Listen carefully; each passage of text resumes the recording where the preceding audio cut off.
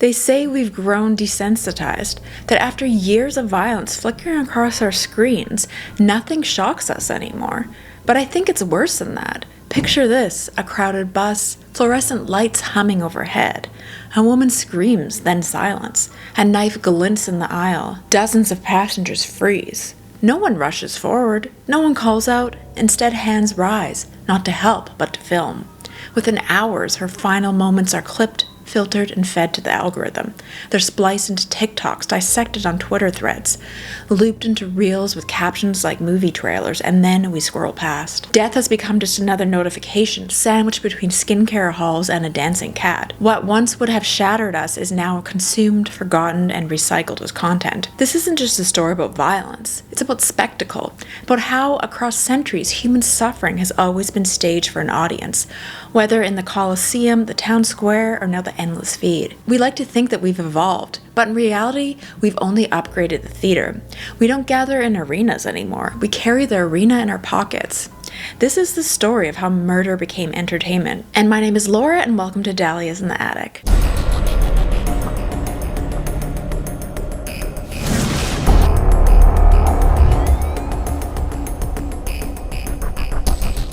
Chapter 1. The Origin of Violence as a Spectacle. Public fascination with death is ancient. Long before cameras, long before the internet, people gathered to watch others suffer. The human appetite for spectacle, especially violent spectacle, isn't a glitch of modern media. It's one of the oldest theaters we've ever built. Take Rome, for example. At its height, the Colosseum could seat more than 50,000 spectators, a sea of bodies pressed together under the Mediterranean sun. The air reeked of sweat, blood, and roasted meat sold by vendors who walked the aisles. Gladiators, slaves, criminals, or captured prisoners of war were forced to fight to the death for the crowd's amusement. Sometimes they fought each other. Sometimes they were thrown to wild beasts. Lions released from the underground cages, leaping towards men with only spears to defend themselves. The audience didn't watch it in horror. They roared in delight. The emperors understood this wasn't just about cruelty. It was politics. By giving the masses free bread and free games, they distracted them from corruption, poverty, and unrest. The violence wasn't an accident of Roman culture. It was a tool. The Colosseum was the world's first algorithm, designed to keep citizens clicking, or in this case clapping rather than questioning. And Rome wasn't unique. Across medieval Europe, violence was ritualized as public theater. Executions were carefully staged ceremonies meant not only to punish the condemned, but to remind the crowd of the state's power. Town squares transformed into outdoor amphitheaters. When a gallows was erected, it was treated almost like a holiday. Families gathered. Markets thrived. Ale flowed freely. Children sat on their father's shoulders to get a better view of the hanging. The methods varied, each crueler than the last: hanging, burning, beheading, drawing, and quartering. Each one dramatized to keep the audience looking. In England, traitors were paraded through the streets before their execution, their crimes announced to jeering crowds. In France, the punishment for regicide was especially elaborate. In 1757, a man named Robert Francois Damiens attempted to assassinate King Louis. For this crime, he was publicly tortured to death in Paris. Eyewitnesses recorded that his flesh was ripped with red-hot pincers, boiling oil poured into his wounds, his body pulled apart by horses, the crowd shoved forward to watch every detail. This wasn't private justice. It was theater designed to engrave terror into the memory. Even in the so-called New World, public violence remained a central form of social control. Colonial America held public whippings and hangings, not only as punishment but as communal events. People showed up early, bought food from vendors, and treated executions as moral lessons wrapped in entertainment. Ministers preached, mothers warned their children, and onlookers whispered about the condemned with morbid fascination. The state didn't try to hide violence. It paraded in daylight because nothing spread fear more effectively than a crowd of witnesses. But perhaps the darkest example of public violence in American history came after the Civil War. Lynching. Between the late 19th and early 20th centuries, thousands of black men, women, and even children were tortured and killed by mobs of people, often with local law enforcement looking the other way. These weren't crimes hidden in shadow. They were staged for audiences, and lynchings were advertised in advance, drawing crowds of hundreds, even thousands. Newspapers printed the time and location. Families traveled by train to witness. Vendors sold snacks to crowds. Photographers captured the moment when the body swung from the tree. Then printed images into postcards. People actually mailed them to friends with cheerful notes, "Wish you were here." It's almost unbearable to comprehend the normalization of brutality, not just as punishment, but as a kind of twisted leisure. The spectacle of violence became woven into the social fabric. And while lynching postcards seem unthinkable now, they reveal a chilling truth. Violence doesn't just happen, it is curated, packaged, and consumed. The lesson is clear. We have always consumed violence. The only thing that changes is the packaging. In ancient Rome, it was blood and sand. In medieval Europe, it was fire and rope. In America, it was postcards and photographs. And today, it is pixels glowing on our phones. The story of violence as a spectacle isn't about the past. It's about how each generation finds new ways to watch. Chapter 2, The Spiral from News to Viral Clips. The 20th century didn't invent violence, but it did invent something far stranger. For the first time in history, violence could be replayed, captured on film, broadcast into living rooms, duplicated on tapes, uploaded onto servers, and eventually folded into the endless scroll. What had once been fleeting and local, seen by only those in the crowd, suddenly became permanent. Death could now be packaged, distributed, and consumed like any other commodity. And with each new technology, the spiral consumption tightened. It began with Vietnam. Before the 60s, wars were distanced to the average American. Newspapers ran photos. Radios carried reports. Newsreels showed grainy clips weeks after the fact. But Vietnam was different. This was the first war covered extensively by television cameras, beamed directly into homes across the country. Every evening, the news anchor announced the day's death toll as if it were the Dow Jones. Images of burning villages, helicopters lifting away bloodied soldiers, and children crying on roadsides appeared between commercials for laundry detergent and chewing gum. It was called the Living Room War, but the first time ordinary citizens were forced to see what war really looked like. Not the sanitized heroics of Hollywood, but the chaos and despair of combat. And while many were horrified, they also couldn't look away. Television ratings proved it. Violence had become programming. By the 1980s and 90s, television found a way to make violence not only informative but entertainment. The true crime boom began. Court TV launched in 1991, transformed trials into soap operas. Cameras panned across jurors' faces. Lawyers became celebrities. Cases like the O.J. Simpson trial captivated millions, pulling in audiences who followed every testimony as if it were unfolding drama. Viewers debated guilt and innocence around the office water cooler the same way they often discuss sitcoms and football games. Meanwhile, news programs leaned into sensationalism.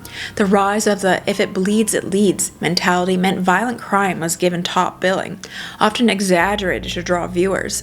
Entire genres emerged. Shows like America's Most Wanted and Unsolved Mysteries blurred the line between news and entertainment, mixing facts with ominous narration, mood, lighting, and reenactments. For audiences, the thrill wasn't just fear, it was participation. You could call a hotline, help solve a case, or at the very least play amateur detective from your own living room. Violence was no longer something distant, it was interactive. But alongside television's glossy packaging, another darker culture was spreading. In the 1980s, VHS tapes like Faces of Death became infamous. Marketed as banned in 46 countries, the tapes promised real footage of executions, car accidents, and animal slaughter, and morgue scenes. Some clips were staged, but many were not.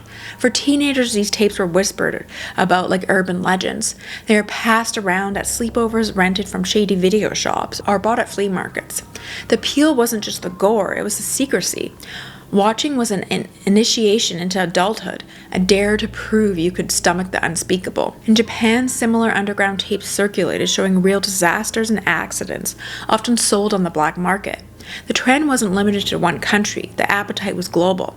The forbidden had become collectible. This was the first glimpse of violence as an underground currency, not something broadcast to everyone, but something sought out, traded, and bragged about, a morbid kind of prestige. By the 2000s, the arrival of the internet blew the underground wide open. Websites like Rotten.com, Orgish, and LiveLeak made violent content accessible with a few clicks. Suddenly, what was once whispered about on VHS tapes was available to anyone with a dial-up connection. Grainy hostage executions in the Middle East circulated in forums. Street fights filmed on Nokia phones in Eastern Europe became viral clips. CCTV footage of sunken accidents, elevators plunging, trucks overturning spread without context, stripped of names or stories. Unlike television, there were no anchors to frame it, no warnings, no censors. It was raw, immediate, and global. Teens in suburban bedrooms were watching the same footage as journalists, soldiers, and police. violence has been democratized. And it wasn't just consumption, it was participation. Comment section filled with reactions, jokes, bravado, desensitized laughter. Watching became a form of subculture. You weren't just seeing tragedy, you were proving you could handle it. Then came the final shift, social media. Platforms designed for family photos and vacation selfies became staged for real-time brutality. Murders were live-streamed on social media. Assaults spread on Snapchat. Mass tragedies were uploaded and replayed endlessly on X, dissected in threads and analyzed frame by frame. What once required effort, seeking out forbidden VHS tapes or navigating fringe websites, now arrived uninvited. Violence appeared in the feed, wedged between makeup and tutorial and dance challenges. A person's final moments transformed into content, complete with captions, comments, and emojis. The framing was no longer solemn, no longer even forbidden. It was casual, consumable, a clip like any other. Each step in the spiral brought us closer to numbness. Vietnam showed us war on television. Court TV turned trials into soap operas. VHS tapes made violence a collectible. The internet democratized it. Social media normalized it. We no longer had to seek violence, it sought us. Instead of recoiling, we leaned in. We paused, we rewatched. Sometimes we even double tap, because violence wasn't just news anymore, it was a part of the feed. Chapter 3, The Profiteers, Who Benefits? When we ask who profits from the violence as entertainment, the first answer seems obvious. The platforms, Facebook, TikTok, and YouTube. These aren't neutral stages, they're machines designed to keep us watching. Every click, every pause, every horrified replay is tracked, measured, and monetized. And nothing holds attention like shock. A recipe video you might skip, a dance clip you might swipe past, but something more brutal, a brawl or stabbing, a tragedy unfolding in real time, those keep you locked into the screen. The longer you stay, the more ads are slipped between the horror. Violence becomes profitable, not in spite of its horror, but because of it. Algorithms don't have morality. They don't distinguish between a makeup tutorial and a man's final breath. They only measure engagement. The clip that makes you gasp, that keeps you from scrolling, that you send to a friend, oh my god, look at this. That's the clip the algorithm learns to love. And so the machine feeds us more of it, the darker the better. But it's only the tech giants that profit. The media has always known the power of tragedy. If it bleeds, it leads. It has been an unspoken motto in newsrooms for decades. Local broadcasts devote a large amount of airtime to violent crime, knowing fear keeps viewers hooked through commercial breaks. National outlets plaster killers' faces on the front page, granting them as grotesque immortality. Killers become household names, studied like anti-celebrities, while victims are reduced to footnotes, a woman, a teenager, an unidentified man. True crime as a genre thrives on imbalance. Documentaries dramatize every detail of the killer's psychology, the court case, the methods of death, while victims are often remembered only in a montage at the end, smiling in family photographs. Violence becomes a narrative. Pain becomes a series. Netflix has a lineup of titles like The Staircase, Making a Murderer, the Dahmer series. Each promises not just a crime story, but a binge-worthy experience. The blood becomes branding. And then there's us, the audience. We might claim we're horrified. We might shake our heads, say it's terrible, insist we're different from those who watch for thrills. But we're still watching. We're still clicking. We're still pressing play on the videos we know we shouldn't. The act of watching violence becomes layered with justifications. I want to be informed. I want to understand the world. I want to know what's really happening. But beneath those explanations, there's something else. Psychologists call it morbid curiosity. Humans are wired to seek out the forbidden, to peer into danger from a safe distance.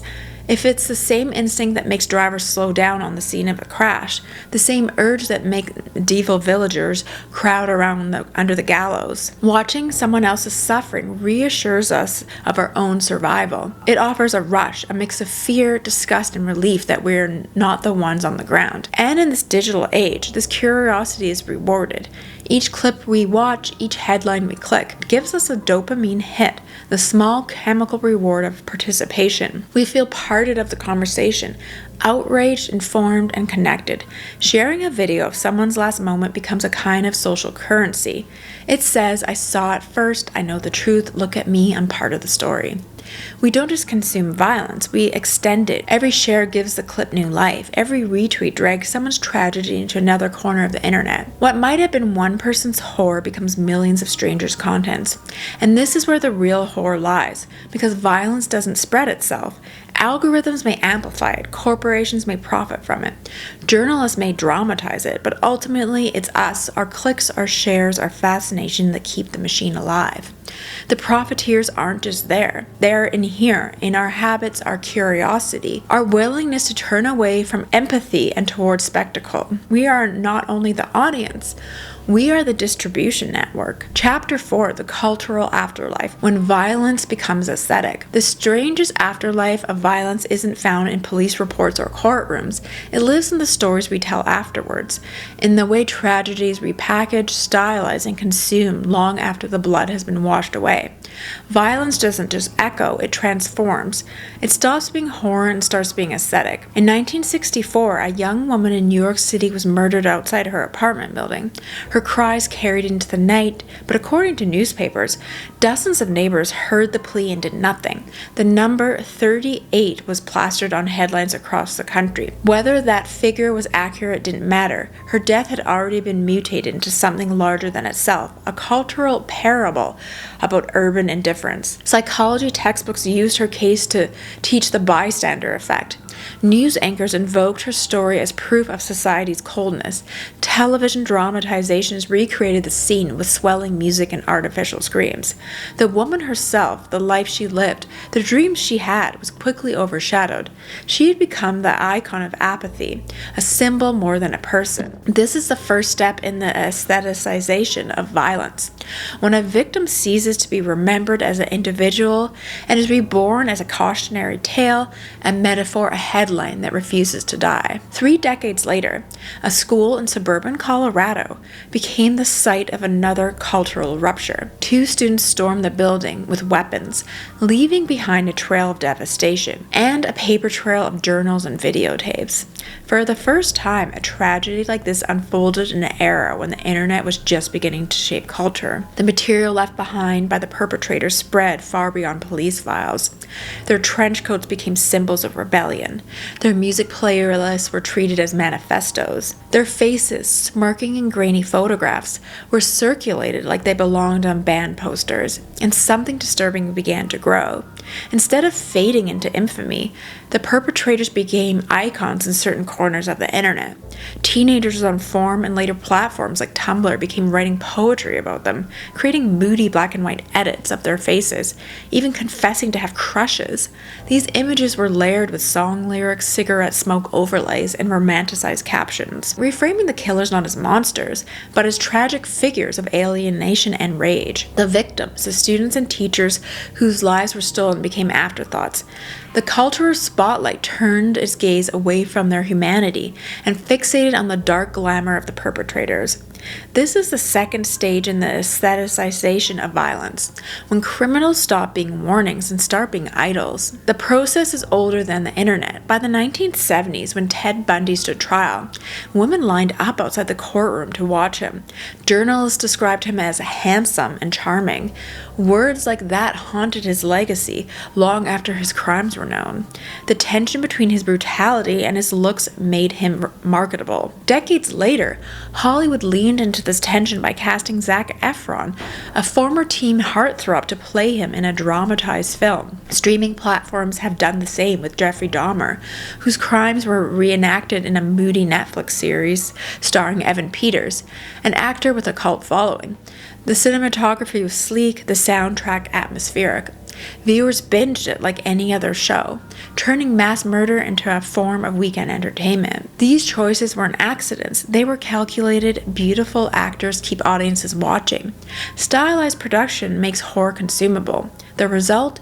The killer is remembered as a complex, magnetic character, while victims are reduced to background faces and old photographs. This is the third stage, when real violence is polished by performance and sold as serialized content. Meanwhile, online spaces created their own parallel culture, what could be called true crime chic. Online platforms like Tumblr, Pinterest, and Instagram, users assemble mood boards where violence becomes decoration.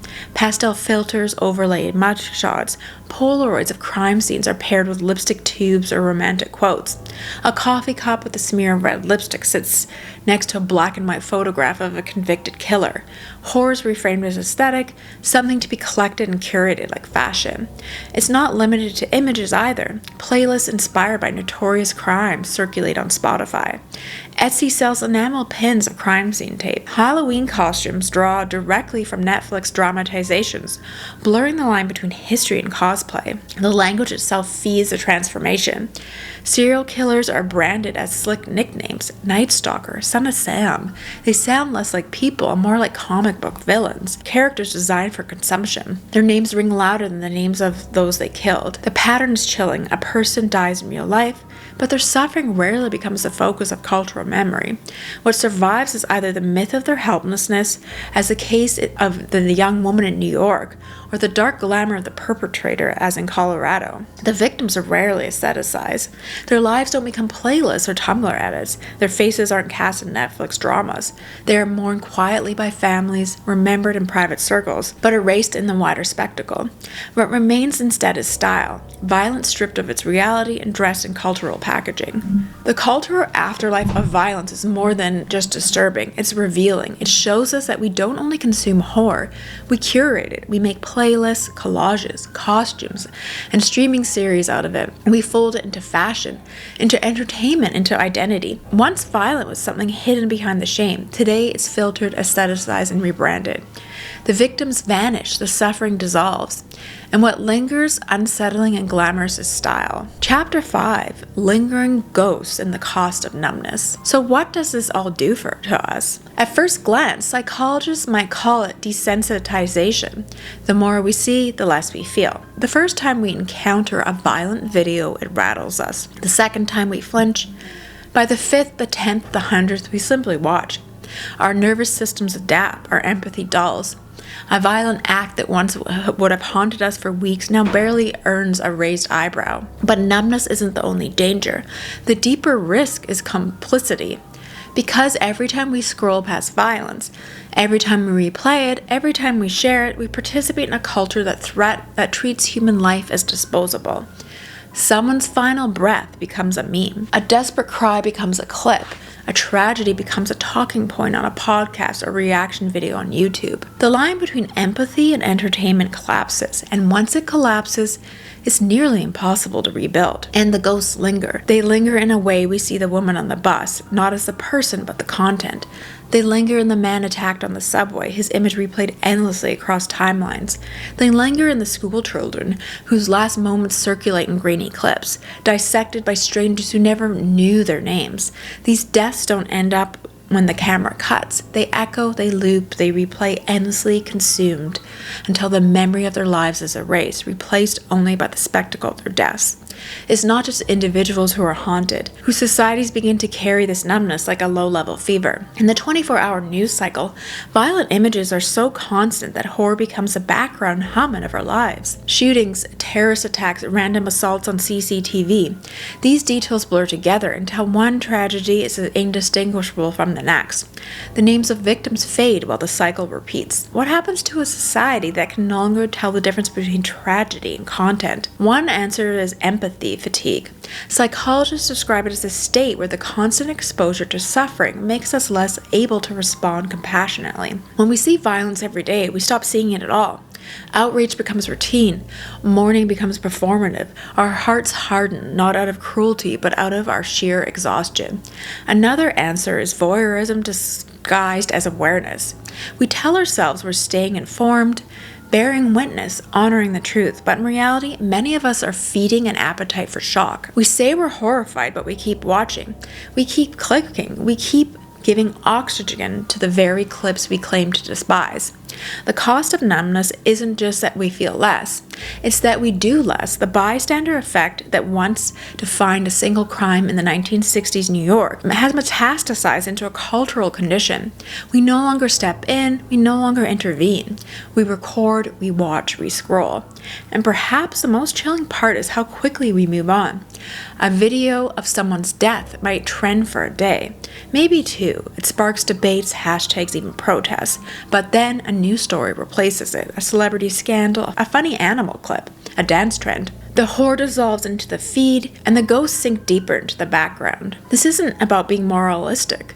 It's about being haunted, because whether we admit it or not, those images stay with us. They linger in the corners of our mind. They flash in quiet moments in the middle of the night on the subway while scrolling past something harmless. They linger not just as memories of violence, but as memories of our own inaction. The feeling that we saw, we watched, and we did nothing. And maybe that is the real curse of numbness.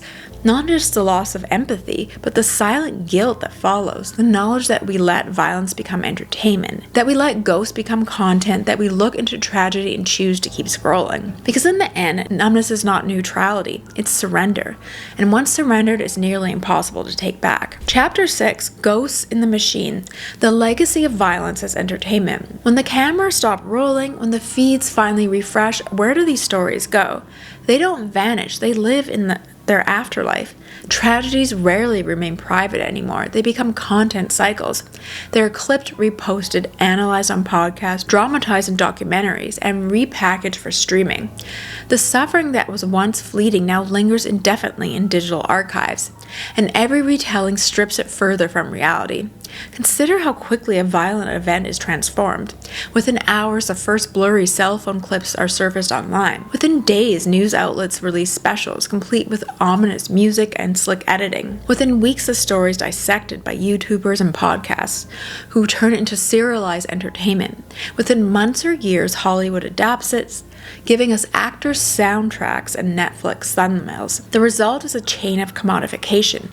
A single act of violence becomes a brand. It turns into merchandise, fan theories, hashtags, reenactments. It exists in layers, some raw, some fictionalized, some aestheticized, until it becomes impossible to separate the truth from retelling. This is a new folklore. Where villagers once told ghost stories around a fire, we now tell true crime stories through AirPods and autoplay. Where medieval peasants once passed down tales of execution, we now binge 10-part docuseries with high-definition recreations. Violence becomes myth not because we want to honor it, but because we want to keep consuming it. And the strangest part, even as we claim to fear violence, we preserve it. We keep it alive. Digitally immortal. The grainy footage of a stabbing on a bus, a street attack, a school tragedy. They will never fade the way older horrors did. They are backed up on servers, replicated across platforms, endlessly retrievable. We used to bury our head, now we archive them. That is the legacy of violence as entertainment. Ghosts that don't fade but circulate. Not in graveyards but in search engines. Not in whispers but in clicks. Chapter 7. Final chills, the colosseum in our pocket. So where does this leave us? We like to believe we're more civilized than the Romans who cheered as gladiators bled out in the sand. We like to believe we're more enlightened than the villagers who picnicked at hangings. But are we really? We don't gather in amphitheaters anymore. We don't push our children to the front row of an execution. We don't buy postcards of lynchings. We've only updated the theater. The arena is now digital, the spectators global, the stage as small as the palm of your hand. The ghosts are still here. They linger on your feeds and our memories in the endless replay of strangers' last moments. They remind us that violence was never just about cruelty. It was about the spectacle. And maybe that's the most haunting realization, that we haven't outgrown the appetite for blood, that we've only rebranded it. So the question isn't, why is the world so violent? The question is, why are we okay with watching it? Because in the end, numbness is its own kind of violence. Every scroll past a death clip, every casual replay, every share turns us from witnesses into participants, from mourners into spectators. We carry the Colosseum in our pockets, and every day without thinking, we buy a ticket. So, this all kind of started this video idea.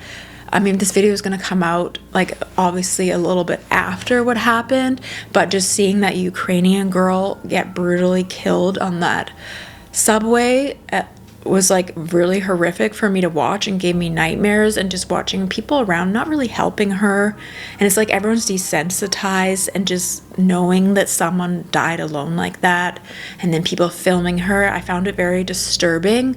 And then the next day, grappling with what happened to Charlie Kirk was probably, I was on X just casually scrolling and happened to stumble upon some of those videos, which in hindsight, I wish I didn't see, because they were probably some of the most disturbing things I've ever seen in my entire life. And fundamentally, I don't know if I'll ever be able to get those images out of my head. I think it's very disturbing what happened.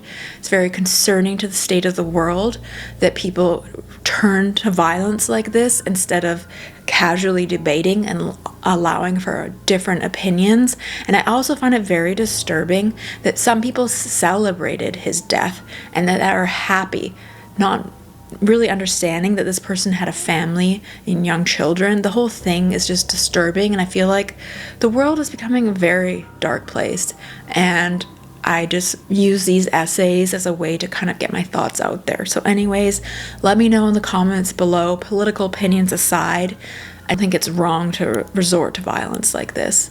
Anyways, thank you for watching.